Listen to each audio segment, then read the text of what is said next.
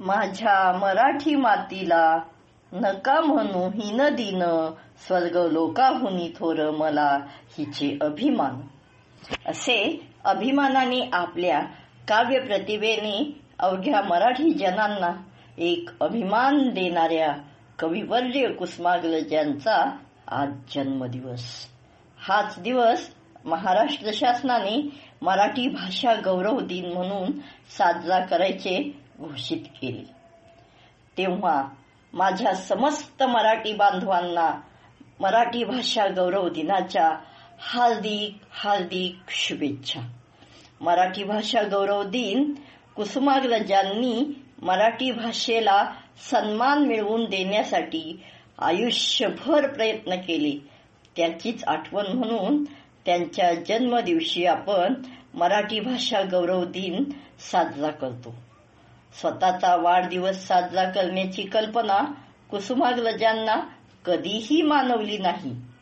अनेकांनी त्यांचे वाढदिवस साजरा करण्याचा प्रयत्न केला, पण वाढदिवसाच्या आधी 2 दिवस ते अज्ञातवासात निघून जात. परंतु त्यांच्या 85व्या वाढदिवशी मात्र चाहत्यांनी त्यांना प्रेमाची भेट दिलीच. कुसुमाग्रजांना मुळातच आकाश, चांदणे, तारे आणि तारकांचे वेड होते. त्यामुळे अवकाशातील एका ताऱ्यालाच त्यांनी कुसुमाग्रजांचे नाव दिले. स्वीडनमधील इंटरनॅशनल स्टार रजिस्ट्री मार्फत दिनांक 27 फेब्रुवारी 1996 रोजी स्वर्गदारातील तारा म्हणजे star in the gateway of havens म्हणून ओळखल्या जाणाऱ्या ताऱ्याला कुसुमाग्रजांचे नाव देण्यात आले. एवढ्यावरच त्यांचे चाहते थांबले नाहीत, तर त्यांचा जन्मदिवस मराठी भाषा गौरव दिन म्हणून साजरा करण्याचा संकल्प त्यांनी सोडला आणि तो सिद्धीसही नेला. नाशिक ही कवी आणि क्रांतिकारकांची भूमी आहे. अनंत कान्हेरे, विदा सावरकर अशा क्रांतिवीरांचे धगधगते कुंड अशी एकेकाळी नाशिकची ओळख होती.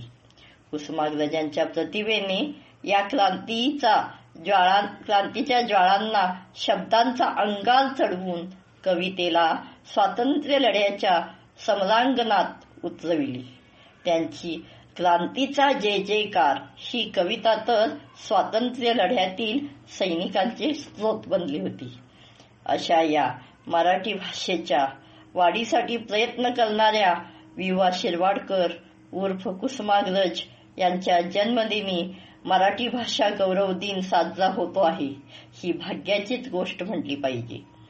तेव्हा आजच्या या पुण्यदिनी ज्ञानेश्वरांनी म्हटल्याप्रमाणे अमृताशीही पैजा जिंकणाऱ्या आपल्या माय मराठीचे कौतुक करूया आणि तिला दिवसेंदिवस वाढीस लावण्याचे मनोमन प्रतिज्ञा करूया.